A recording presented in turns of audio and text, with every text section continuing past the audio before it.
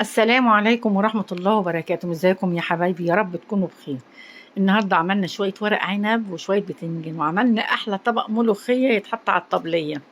ايه رأيكم لو احنا شفنا خلطة المحشي دي انا عاملاها ازاي؟ وبتكات جميلة جدا قوي قوي.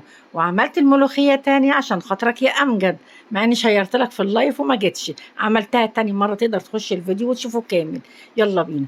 معايا هنا نص كوباية زيت، حطيت فص مستكة حلو كده ساحت في الزيت، حطيت بصلاية كبيرة فرمتها، وعليها قرن فلفل اخضر حراق. ايه، انا بشوح البصل بس، بص هو ابيض خالص. حطيت الطماطم، عصير الطماطم، حطيت معلقه كبيره ملح ومعلقه سكر كمان اهي. بصوا ايوه سكر بيخلي المحشي حلو قوي قوي. انا برضو ما بسبكش التسبيكه قوي، بخليها تاخد غلوتين. هسلق شويه ورق العنب، انا جايبه ربع كيلو ورق عنب بس. شويه ميه، وحطيت ربع فنجان خل او نص فنجان خل ابيض اهو، بيخليه مزز. الخل بيخليه مزز. انا هسلق ورق العنب اهو. وادي بص الصلصه اهي، هحط عليها الرز. انا بحب اشوح الرز في الصلصه. بص هقلبها كده ايه تقلبتين، بحيث انها تشرب الصلصه بدل ما تبقى عايمه فيها اهي. خلصت وكده الرز كده برد خالص. حطيت عليه بقى معلقه كمون، معلقه نعناع كبيره، ومعلقه قرفه. معلقه قرفه، ايوه قرفه. دي الخضره اللي انا مفرزاها عندي في الفريزر، حطيتها فركتها وحطيتها. لازم ما تحطش الخضره على خلطه المحشي وهي سخنه. حطيت العناقيد بتاعت ورق العنب، حطيتها في ارضيه الحله. وادي دي اسهل طريقه ليا للف المحشي يا جماعه. اسهل طريقه ليا. في ناس بتلف بطريقه تانية، هوريها لكم برضه. كل واحد الناحيه الناعمه بره، والناحيه الخشنه بتبقى اللي احنا بنلف بيها بنحط الرز. في ناس بتلف بالطريقه دي كده اهي. بصوا الناحيه الخشنه فوق. حطيت طبق وحطيت ورق العنب اهو. بصوا بلفها ازاي، بطبق وبعدين بطبق شمال ويمين عشان الصباع الرز ما يتنطرش منه. خلصت ورق العنب كده. وادي البتنجان، جايبه بتنجان مشكل. الاسمر ده يا جماعه احلى من الابيض في المحشي. اه طبعا انا الرز انا مسوياه، يعني مش مسوياه، هو واخد تشويحتين بس على البوتاجاز.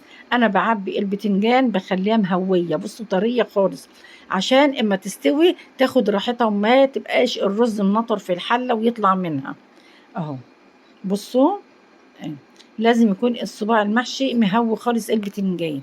اه ادي البتنجان وادي ورق العنب خلص. هنعمل ايه بقى؟ هحط ربع فنجان من الزيت على ورق العنب، تلاقيه يلمع كده ويبقى حلو.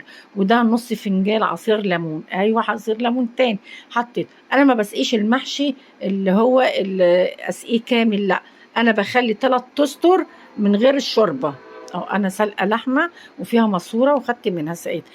ما بيبقاش على الوش زي ما يكون ادام انا مشوحه الرز، ما يبقاش مسقي قوي. لو احنا عاملين الرز على طول كده في الصلصه بنسويه تسويه كامله. غليت الشوربه، خدت شوربه من اللحمه، وحطيت بعمل ملوخيه كمان اهي عشان خاطرك يا امجد. بصي شكلها حلو قوي ازاي اهيت. انا حمرت فصين توم اهيت، وعليها معلقه كزبره ناشفه. بصوا الجمال بتاعها، بصوا الطشه بتاعتها. بسم الله الرحمن الرحيم. اهي اهي خلاص. ادي الملوخيه خلصناها كمان اهيت. عملنا الكروم، عملنا البتنجان، وعملنا ورق العنب، وعملنا الملوخيه. وادي المحشي استوى اهوت، بصوا ما شاء الله عليه. وادي كمان ورق العنب عملناه اهوت، بصوا ما شاء الله. اهي اهي. كل واحد يعمل قد، مش لازم نعمل اكل كتير يا جماعه. والملوخيه خلصت. اكلاتي كلها على اليوتيوب والتيك توك يا حبايبي.